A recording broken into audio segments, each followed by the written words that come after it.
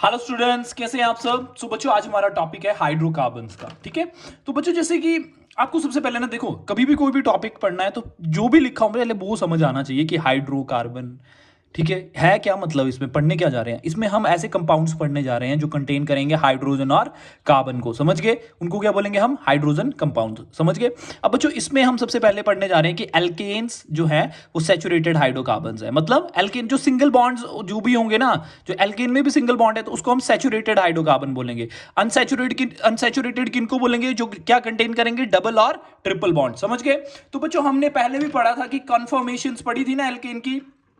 मतलब कि for example CH3 है, इसके विद रिस्पेक्ट देखो बच्चों, कभी भी ना सिंगल बॉन्ड जो है, सिंगल बॉन्ड को घुमा पाना बहुत ईजी है। समझ गए।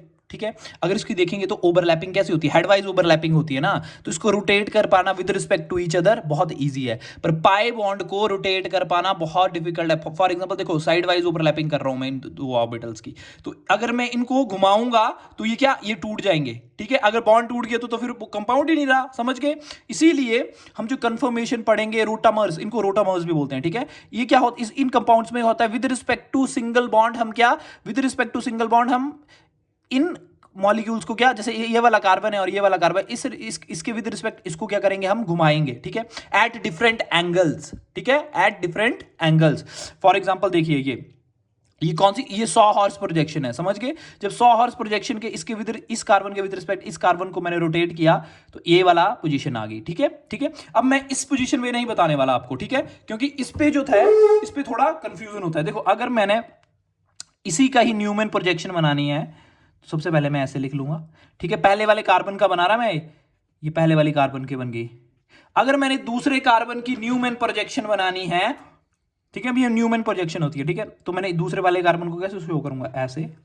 ठीक है, और इसका मैंने एच यहाँ ऐसे शो कर दिया, इसका एच ऐसे शो कर दिया और इसका एच ऐसे शो कर दिया। ये कौन सी कंफर्मेशन है बताओ, इक्लिप्स्ड। इक्लिप्स्ड कंफर्मेशन है। ठीक है, अभी जो मेरा रेड वाला फर्स्ट है ना, इसको मैं स्टेबल रखूंगा और पीछे वाले को घुमाता चलूंगा।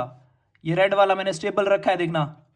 समझ रहे हैं, रेड वाला पहले वाला है और ब्लू वाला पीछे वाला है। अब घूम कौन सा रहा है, पीछे वाला। अगर मैंने 60 डिग्री घुमाया तो ये इधर आ जाएगा, ये वाला इधर आ जाएगा और ये वाला इधर आ जाएगा। H H H. ये कौन सी कंफर्मेशन आ गई, बताओ बताओ बच्चों, ये आ गई स्टैगर्ड। अगर मैं फिर इसको मैं 60 डिग्री घुमाऊं तो क्या होगा, देखो देखो देखो, शाबाश शाबाश। होप सो आपको समझ आएगा बच्चों। देखो देखो देखो देखो, इसको न्यूमैन प्रोजेक्शन बोलते हैं। ठीक है, ये मैं फर्स्ट कार्बन को ही लिख रहा हूं, ये फर्स्ट कार्बन, ये सेकंड कार्बन। ठीक है, अब मैं सेकंड कार्बन देखो, इस कार्बन के विद रिस्पेक्ट ये वाला घुमा रहा हूं मैं। ठीक है, अब ये ऐसे कर दिया, अब 60 डिग्री, फिर ऐसे आ जाएगा, ऐसे आ जाएगा और ये ऐसे आ जाएगा। फिर ये क्या बन गई, इक्लिप्स फॉर्म बन गई। समझ गए, ये क्या बन गई, स्टैगर्ड, सबसे स्टेबल फॉर्म बनी। और ये क्या है, इक्लिप्स्ड। क्या है, इक्लिप्स्ड। ये क्यों स्टैगर्ड है, क्योंकि इनके जो मॉलिक्यूल्स हैं, सॉरी, इनके जो जैसे ये ग्रुप्स हैं, जैसे हाइड्रोजन ग्रुप है, ठीक है, ये भी हाइड्रोजन है, ये भी हाइड्रोजन है, ये एक दूसरे से देखो कितनी दूरी पे हैं। समझ गए, तो इनमें स्टीरिक रिपल्शन हो पाना बहुत कम हो जाता है, इसीलिए मॉलिक्यूल जो है स्टेबल होता है। ठीक है, पर यहां पे देखेंगे तो इनमें थोड़ी थोड़ी ना थोड़ी रिपल्शन तो होगी, जिससे ये अनस्टेबल हो जाएगा मॉलिक्यूल। ठीक है, इसीलिए स्टैगर्ड ज्यादा स्टेबल होती है इक्लिप्स के। समझ गए, समझ गए, चलो आगे चलते हैं। देखो, अब है MOP, method of preparation of alkene, की एल्केन को कैसे बनाते हैं। ठीक है, जब भी हम इथीन में कोई भी एल्केन ले लो आप, ठीक है, मैंने इथीन ली, ठीक है, कि जब H2 ऐड करते हैं इन the presence of platinum, platinum निकल, कोई भी ले लेना आप मेटल, प्लेटिनम ले लेना, प्लेटिनम ले लेना, प्लेटिनम ले लेना, चाहे निकल, तो हमारे पास क्या हो जाता है, इसमें एडिशन ऑफ हाइड्रोजन हो जाएगा और हमारे पास क्या मिल जाएगी, प्रोपेज। ठीक है, इसको हम क्या बोलते हैं, हाइड्रोजनेशन। मतलब हाइड्रोजनेशन मतलब एडिशन ऑफ हाइड्रोजन। समझ गए, होप सो ये वाली आपको समझ आए हो। चलो आगे, चलो शाबाश, आगे आराम से पढ़िए। ठीक है, अगर कोई भी कंफ्यूजन है तो आप बता सकते हैं। देखो, आगे वाली रिएक्शन है अब इनकी रिएक्शंस चल पड़ी एल्केन की, ठीक है। इसमें लिखा है मैंने यूजिंग एल्काइल हैलाइड हेलो और halo alkane with zinc metal. अगर हम एल्काइल हैलाइड की या हेलो एल्केन की जिंक मेटल के साथ रिएक्शन करते हैं तो हमें क्या मिलता है, ठीक है। एक बात याद रखना, हैलाइड में आप फ्लोरीन मत लेना, क्यों? इलेक्ट्रोनेगेटिव होगा सबसे ज्यादा और बॉन्ड को तोड़ पाना बहुत मुश्किल हो जाएगा। समझ गए? समझ गए? जो भी हम यहाँ पे रिएक्शन करेंगे वो इस बॉन्ड को तोड़ के ही तो करेंगे बच्चों। समझ गए? अगर ये बॉन्ड ही टूटने वाला नहीं होगा तो फिर हम रिएक्शन कैसे करेंगे? समझ गए? समझ गए ना? देखो, अब जब मैंने क्लोरोमीथेन ली और H2 किया, H2 की प्रेजेंस में हाइड्रोजनेशन कर रहा हूं, H2 ऐड कर रहा हूं और add in the presence of catalyst बदल दिया मैंने जिंक और एसिडिक मीडियम में। जिंक और एसिडिक मीडियम में जब मैंने ये रिएक्शन करवाई तो मुझे मीथेन मिल गया, ठीक है। और जब भी तुम्हें ऐसे मिल जाए, जैसे क्लोरोबेंजीन मिल गई और H2 और जिंक मिल गया इन एसिडिक मीडियम, तो आप सीधे ही इसको हटा दोगे, ठीक है। जो भी क्या हैलाइड होगा उसको हटा दोगे और सिंपल बेंजीन बना दोगे, सिंपल एल्केन बन गई। देखो ऊपर भी, समझ गए? चलो, ये बहुत इंपॉर्टेंट रिएक्शंस है, समझ गए? जैसे देखो, ये फिजिकल प्रॉपर्टीज एल्केन की। लोअर एल्केन जो होती है ना, C1 to C4, ठीक है, वो गैशियस होती हैं, ठीक है। अब मैं इनको बताऊंगा क्यों होती हैं, ठीक है। हायर जो है ये C1 C4 क्या मतलब कार्बन की चेन की बात कर रहा है, जैसे C1 C2 C3 मतलब कार्बन की चेन एक, मतलब जैसे फॉर एग्जांपल ये कितने की चेन होगी? 3 की ना। तो 3 की जो होगी, ये जो होगी, ये किस में पाई जाएगी? ये लोअर एल्केन, इनको गैशियस में पाई जाएगी। अगर मैं बड़ी कर दूं इसको, इधर 2 कर दूं, इधर भी 2 कर दूं, इधर 2 कर दूं, इधर 3 कर दूं, कितना हो गया? 3 6 6 वाली जो हायर वन में आ जाएगी तो ये लिक्विड फॉर्म में पाई जाएगी एल्केन। समझ गए? समझ गए? ये क्यों हो रहा बच्चों? अब बच्चों देखो, इसमें कोई भी आयनिक बॉन्ड पोलैरिटी तो है नहीं, कार्बन में सेम है, किसी की इलेक्ट्रोनेगेटिविटी ज्यादा नहीं है कि पोल्स क्रिएट हो जाएं, ठीक है। तो इनमें जो अट्रैक्शन पाई जाती है मॉलिक्यूल्स में, वो वेंडर वॉल अट्रैक्शन पाई जाती है, ठीक है। क्या? Van der Waals force of attraction पाई जाती है इनके बीच में, ठीक है। और वो किस पे डिपेंड करती है? साइज और मास पे। समझ गए? उसकी वजह से ही, इसी अट्रैक्शन की वजह से ही ये सारी एल्केन्स अपने डिफरेंट डिफरेंट फॉर्म्स में पाई जाती है। समझ गए? और अगर आपसे कोई कभी बॉइलिंग पॉइंट पूछ लिया जाए, फॉर एग्जांपल जैसे मैंने ये बता दिया आपको, CH2 है, इसको याद रखना, ठीक है। जैसे मैं एग्जांपल देता हूं, छोटा एग्जांपल देता हूं, चलो यही दे देता, इसमें भी क्या है, ठीक है। मैंने इधर CH3 कर दिया। देखो, अगर इन दोनों में डिफरेंस पता करना हो आपने, तो मॉलिक्यूलर फॉर्मूला सेम है इसका, ठीक है। डिफरेंस क्या आ रहा है? चेन 6 की इधर, चेन 4 की होगी, पर इसमें क्या जुड़ गया यहाँ पे? ब्रांचेस में CH3 जुड़ गया, ठीक है। पर मॉलिक्यूलर फॉर्मूला सेम है, ठीक है।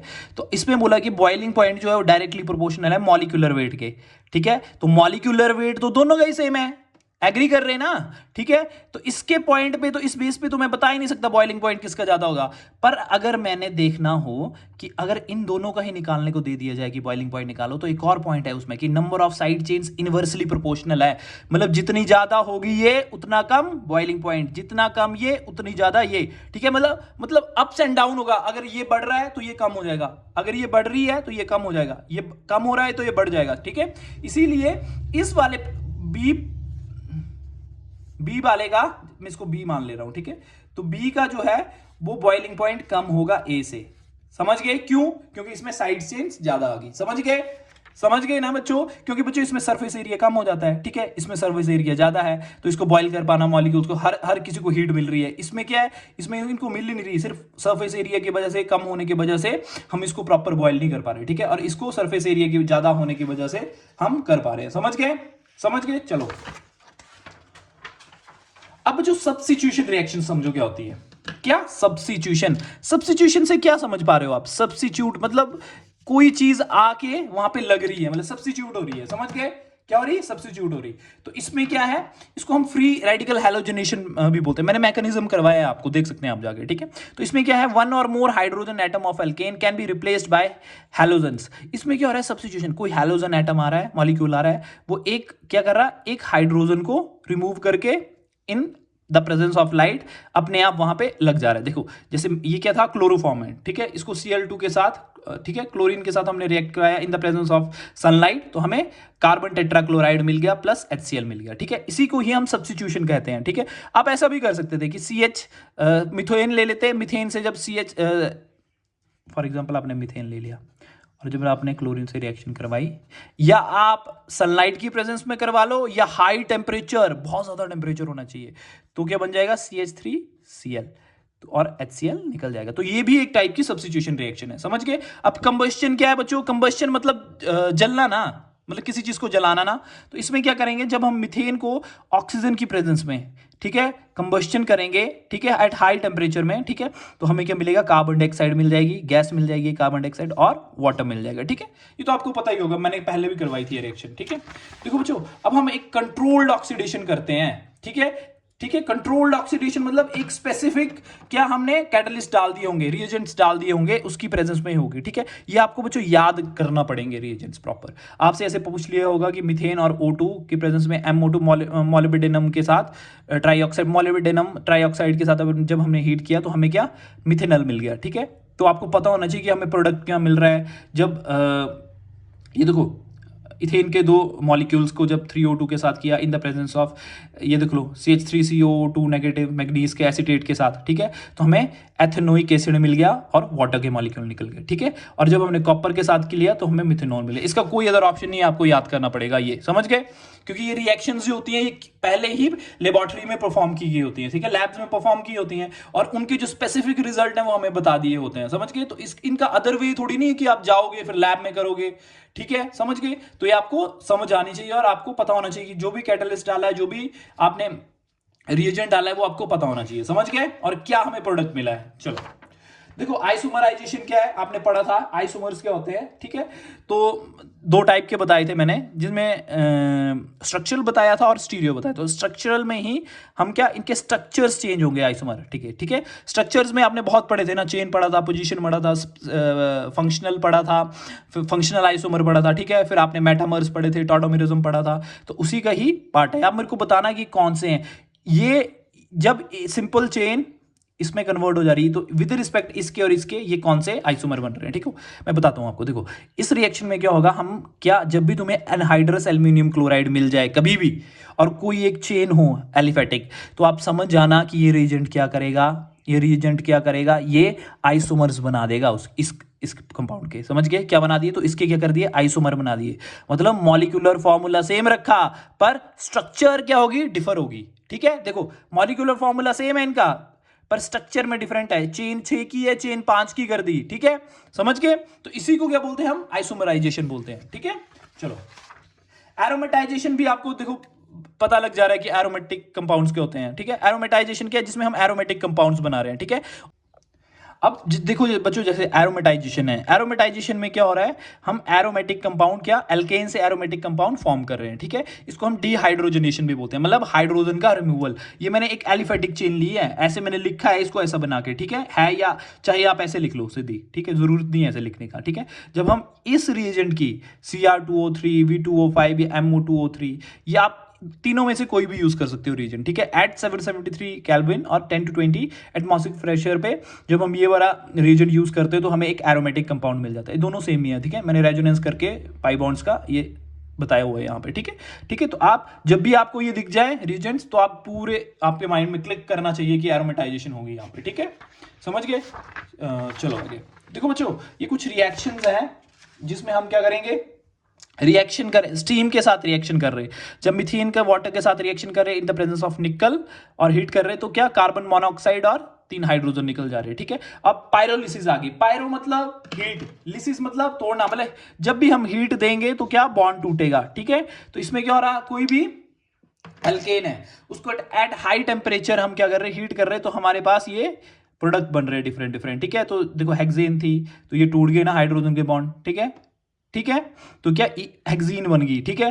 फिर ये C4H8 आ गया, ठीक है, जब हमने इसी को ही हीट किया, ठीक है, ठीक है, इसी को हीट किया तो ये और प्रोडक्ट बन गया, इसी को हीट किया और ज्यादा टेम्परेचर बढ़ाया हो तो ये प्रोडक्ट मिल गया, समझ गए। पायरोलिसिस क्या है, समझ गए ना। एट हाई टेम्परेचर जब भी हम कोई बहुत ज्यादा हीट देंगे किसी भी एल्केन को, तो वो अपने डिफरेंट कंपाउंड्स में टूट जाएगी, समझ गए। पहले इसमें टूट गई, फिर इसमें टूट गई, फिर इसमें टूट गई, ठीक है। ये प्रोडक्ट मिल रहे हैं धीरे धीरे, समझ गए। अब बच्चों चलो आगे, एल्कीन क्या, एल्कीन। अब तक आपने एल्केन पढ़ा, ठीक है, थोड़ा बड़ा था ये। और एल्कीन और एल्काइन तो पता भी नहीं लगेगा आपको कब खत्म हो गए। तो इसमें क्या है, ज्योमेट्रिकल आइसोमर्स हम पढ़ते हैं, ठीक है। ज्योमेट्रिकल मतलब जो डबल बॉन्ड के, मैंने बताया था आपको कि जिसमें डबल बॉन्ड, जिन एल्कीन्स में डबल, एल्कीन्स आपको पता है क्या होंगे, जिसमें अनसैचुरेटेड कंपाउंड है, डबल बॉन्ड तो हो गया होगा या ट्रिपल होगा। तो ज्योमेट्रिकल आइसोमर्स वो होते हैं जो डबल बॉन्ड अनरिस्ट्रिक्टेड रोटेशन होती है, अनरिस्ट्रिक्टेड रोटेशन मतलब वो रोटेट नहीं कर पाते पाई बॉन्ड के, ठीक है। और इसमें मैंने लिखा है same chemical formula but different geometry. इसमें हम सिस और ट्रांस बनाते हैं, देखो ठीक है ना। ये सेम ग्रुप सेम साइड है तो सिस, और ये डिफरेंट साइड है, नहीं मैंने गलत बना दिया ये, ठीक है। इधर होना चाहिए था CH3, इधर H होना चाहिए था, ठीक है। ये ट्रांस बन गया, समझ रहे, ये बन गया सिस, सेम साइड आ गए ना, और ये डिफरेंट साइड आ गए तो ये ट्रांस बन गया, ठीक है। तो ज्योमेट्रिकल आइसोमर्स में क्या करते हैं हम, ये कहां कौन शो करते हैं, आपसे पूछेंगे ज्योमेट्रिकल आइसोमर्स कौन, आइसोमरिज्म कौन शो करते हैं, वो कंपाउंड शो करते हैं जिनमें डबल बॉन्ड पाया जाएगा, मतलब alkenes will show geometrical isomerism. क्यों क्यों करते हैं, क्योंकि इनकी अनरिस्ट्रिक्टेड रोटेशन होती है, इनको थोड़ी नहीं घुमा सकते। जैसे मैंने आपको कन्फर्मर्स बता दिए पहले वाले, कन्फर्मेशंस बताई ना इथेन की, तो वो सिंगल बॉन्ड के विद रिस्पेक्ट हम इसको घुमा पा रहे थे, इसको स्टेबल रख रहे थे और इसको घुमा रहे थे, पर ये नहीं घूमेगा क्योंकि पाई बॉन्ड है, साइड वाइज ओवरलैपिंग है, ये नहीं घूमेगा, ये टूट जाएगा बॉन्ड, समझ गए। इसीलिए हम इसमें ज्योमेट्रिकल आइसोमरिज्म शो कर सकते हैं, जिसमें हम सिस और ट्रांस बता सकते हैं, ठीक है बच्चों। देखो अब मेथड ऑफ प्रिपरेशन है एल्कीन की, इसमें हम बिटा एलिमिनेशन के थ्रू कर सकते हैं। आपने क्या याद रखना है बिटा एलिमिनेशन में, जब भी आपको अल्कोहल KOH और हीट दिखगी तो आप समझ लेना कि इसमें एलिमिनेशन होगी, कौन से वाली, बिटा, ठीक है। बिटा एलिमिनेशन मतलब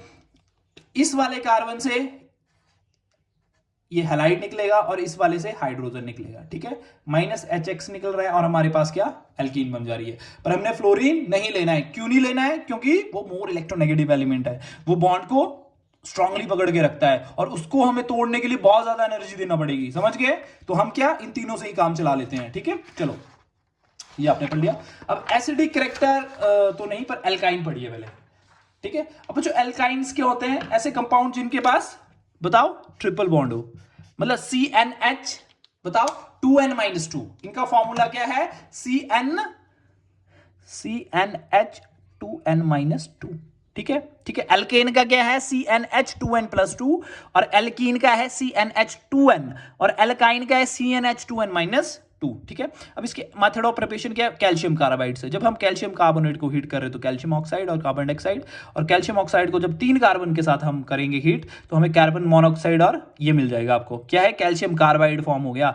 आप यहां से भी शो कर सकते हो ये, पर अगर आप प्रॉपर बताओगे ना बच्चों तो बहुत अच्छा रहेगा। जैसे कैल्शियम कार्बाइड को आपने हीट किया वाटर, सॉरी रिएक्ट किया वाटर के साथ, तो हमें कैल्शियम हाइड्रोक्साइड मिल गए 2 और हमें इथीन मिल गई, ठीक है। अब बच्चों विसिनिटी क्या होता है, आपको बताया था ना, विसिनल डाइहैलाइड क्या होते हैं, जो विसिनिटी में हो, आस पड़ोस में हो एक दूसरे के। अगर एक ही कार्बन पे लग जाए तो जैमिनल कहलाते हैं वो, ठीक है। अगर इसी कार्बन पे मैं लगा देता हूं तो जैमिनल, ठीक है। पर ये विसिनिटी में लगे हैं। जब भी देखो अल्कोहल KOH जो है ना, जैसे मैंने अल्कोहल KOH कर दिया, ठीक है, ये मैंने इधर लिख दिया, चाहे इधर लिख दो चाहे इधर, और हीट कर दी, तो ये क्या करता है, एक हैलाइड यहां से निकाल दिया और एक हाइड्रोजन यहां से ले जाएगा ये, ठीक है ठीक है, ले गया। तो हमारे पास क्या बच जाएगा, बताओ क्या बच गया, CHH, और इसने क्या किया हुआ है, इसने पहले ये, अब ये बोलना सर कि यहां तो रहा नहीं, तो बच्चों लिखा सेम ही है। इन्होंने पहले ये वाला हैलाइड निकाल दिया, ब्रोमीन निकाल दिया, और यहां से हाइड्रोजन निकाल दिया, तो HBr बच गया और ये बच गया, ठीक है। तो मैंने भी क्या किया, मैंने ये वाला Br निकाल दिया, मैंने चलो यहां से H, क्योंकि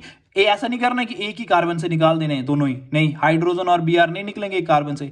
अगर Br एक से निकल रहा है, क्योंकि ये बिटा एलिमिनेशन कर रहे हैं हम, ठीक है, तो हाइड्रोजन इधर से निकलेगा, तो ठीक है, हमारे पास ये प्रोडक्ट बन गया। मैंने Br, इन्होंने Br यहां से निकाल दिया और हाइड्रोजन यहां से निकाल दिया, तो हमारे पास ये प्रोडक्ट बन गया, ठीक है। पर अल्कोहल KOH जो है ये सिर्फ एक ही मॉलिक्यूल की एलिमिनेशन करवा पाता है एट ए टाइम, समझ गए। पर NaNH2 जो है ये एक से ज्यादा की करवा सकता है। फिर हमने क्या, सोडा अमाइड यूज कर लिया, सोडा अमाइड यूज कर लिया, जिसने फिर एलिमिनेशन कर दी, ये निकाल दिया और ये निकाल दिया, ठीक है ठीक है, और हमारे पास क्या बन गया, एल्काइन बन गई, समझ गए समझ गए। अब बच्चों इसका एसिडिक कैरेक्टर है, alkynes are more acidic than alkenes and alkenes are more acidic than alkane. क्यों बच्चों, एल्काइन में ये एल्काइन है, ट्रिपल बॉन्ड, एल्कीन है, एल्केन है। अगर मैं आपको समझाऊं तो आपने पढ़ा होगा कि more the s character, more the, बताओ, more the s character, more is the electronegativity, और इलेक्ट्रोनेगेटिविटी किसके प्रोपोर्शनल होती है, बताओ एसिडिटी के आगे बढ़ोगे आप, ये DITY, ठीक है। मतलब जितना ज्यादा एस करेक्टर होगा उतना ज्यादा क्या होगा, एसिडिक करेक्टर रहेगा। इसमें इसमें क्या हाइब्रिडाइजेशन आ रही है, SP, ठीक है। क्योंकि देखो बच्चों, ये है अल्काइन है ना, तो इसकी क्या हाइब्रिडाइजेशन आएगी, SP आएगी ना। एक सिग्मा बॉन्ड है, ठीक है, तो कार्बन के साथ जो लगाएंगे, अगर मैंने सपोज करो ये लगा दिया मैंने, तो इस कार्बन की क्या हाइब्रिडाइजेशन आ रही है, SP ना, ठीक है। तो SP आती है, इसमें SP2 आती है, और इसकी सिंगल बॉन्ड की SP3 आती है, ठीक है, ठीक है। देखो इसकी ये आ गई, ठीक है। अगर मैं इसमें डबल बॉन्ड ले रहा हूं, तो अब इसमें बताओ क्या कन्फर्मेशन है इस कार्बन की, SP2। अगर सिंगल लेंगे तो एल्केन है तो SP3, ठीक है। तो इसमें S करेक्टर कितना है, 50। इसमें X करेक्टर कितना है, 33 पॉइंट समथिंग। इसमें कितना है, 25%। समझ गए। तो more the S character more the electronegativity, and electronegativity more है तो एसिडिटी भी, एसिडिक करेक्टर भी, you can say acidic character भी ज्यादा रहेगा। क्यों, क्योंकि बच्चों S ऑर्बिटल जो होता है ना, वो न्यूक्लियस के बिल्कुल साथ होता है, ठीक है। तो न्यूक्लियस की जो पकड़ होती है ना, उसके इलेक्ट्रॉन पर जोर पकड़ बहुत ज्यादा होती है। तो अगर हमने इलेक्ट्रॉन निकालना है तो हमें क्या करना पड़ेगा, बताओ। उसमें इलेक्ट्रोनेगेटिविटी ज्यादा है ना, तो हमें इलेक्ट्रोनेगेटिविटी क्या उसकी बढ़ेगी ना, उसके लिए हमें ज्यादा एनर्जी देना पड़ेगी उसको, अगर इलेक्ट्रॉन निकालना है तो इट मींस कि उसकी इलेक्ट्रोनेगेटिविटी ज्यादा, तो इलेक्ट्रोनेगेटिविटी ज्यादा तो एसिडिक करेक्टर भी ज्यादा। क्योंकि एसिडिक करेक्टर किसके प्रोपोर्शनल है कि H पॉजिटिव कितना जल्दी निकल जाए, तो वहां से तो H पॉजिटिव जल्दी निकलेगा नहीं, क्योंकि S ऑर्बिटल तो अंदर है, समझ गए, और न्यूक्लियस के पास है बिल्कुल। देखो देखो देखो, समझो समझो समझो समझो समझो, यहाँ पे देखो, ये आ गया न्यूक्लियस, ये आ गया S, ऐसे ऑर्बिटल्स होते हैं, ठीक है। मैंने बोला था ना कि ये क्या है, अगर आप शेल ऑर्बिटल हो गए तो K है, पर इसके अंदर ही एम्बेडेड होता है सब शेल, जैसे बोलते हैं S orbital, P, D, F, समझ गए। तो जब इसके अंदर ऑर्बिटल होगा तो ये न्यूक्लियस के बिल्कुल पास है, समझ गए। अगर ये न्यूक्लियस के पास है तो ये पकड़ के रखेगा। तो अगर इसने जोर से पकड़ा हुआ है, अगर आपने इसको इलेक्ट्रोनेगेटिव ये वाला इलेक्ट्रॉन निकालना हुआ यहां से, तो आपको बहुत ज्यादा क्या एनर्जी देना पड़ेगी। मतलब इलेक्ट्रोनेगेटिविटी इसकी क्या है, ज्यादा, बहुत ज्यादा एनर्जी देना पड़ेगी इसको निकालने के लिए, इलेक्ट्रॉन पेयर को, ठीक है। और इलेक्ट्रॉन पेयर ज्यादा है, इलेक्ट्रोनेगेटिविटी ज्यादा है, तो इसकी एसिडिटी भी ज्यादा, एसिडिक करेक्टर भी ज्यादा होगा। क्यों, क्यों ज्यादा होगा एसिडिक करेक्टर इसका, एसिडिक करेक्टर क्या शो कर रहा है कि H पॉजिटिव कितना इजीली निकल रहा है, ठीक है। तो H पॉजिटिव निकलना तो बहुत मुश्किल हो जाएगा यहाँ पे, क्योंकि बहुत ही ज्यादा इसकी इलेक्ट्रोनेगेटिविटी है, इसीलिए एसिडिक करेक्टर भी ज्यादा हो गया, समझ गए। इसीलिए अल्काइंस का एसिडिक करेक्टर एल्कीन के कंपैरिजन ज्यादा होता है, ठीक है, समझ गए। अब बच्चों देखो अगली रिएक्शन है साइक्लिक पॉलीमराइजेशन, ठीक है। साइक्लिक पॉलीमराइजेशन किसकी हो रही है, अल्काइन की, अल्काइंस की, ठीक है। जब हमने 3 अल्काइंस ले ली, 3 अल्काइंस के मॉलिक्यूल ले लिए, और जब हमने इसको रेड हॉट आयरन ट्यूब में एट 873 केल्विन डाला, तो हमें क्या मिल गया, एक बेंजीन मिल गई, समझ गए, समझ गए। तो ये रिएक्शन थी अल्काइन की, समझ गए। जब हम इसको रेड हॉट आयरन ट्यूब के साथ करेंगे तो ये क्या एरोमेटिक कंपाउंड दे देगा हमें, ठीक है। So thank you so much बच्चों, bye bye, take care, and do comment, do like and do subscribe, thank you so much.